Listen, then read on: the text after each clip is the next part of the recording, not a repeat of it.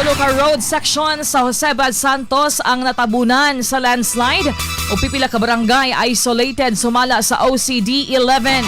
Ani ang report ni Radyoman Karin Beltran. DXDC Radyoman Report. Ngayon nga tubang sa lokal nga panggamhanan ng mga ahensya sa gobyerno ang problema sa tulo ka bahin sa National Road sa Jose Abad Santos, Davao Occidental nga naigo sa landslide tungod sa kusog nga linog.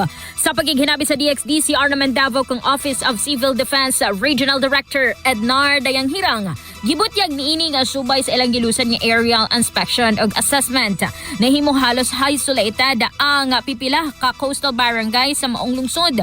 Busa nagpadayon ng koordinasyon ug problem solving uban ang local government unit aron maablihan pag-usab ang mga apektadong dalan. Dugang niya lakip sa kasamtangang mga lakang ang road clearing operations, paghatag og food packs ngadto sa mga apektadong residente ug padayon sa search and rescue operations aron nga masiguro ang kaluwasan sa mga komunidad nga naapektuhan sa maong linog. Kasama mo sa balita og serbisyo publiko, Radyoman Karin Beltran, Tatok RMN. Tatak RMN.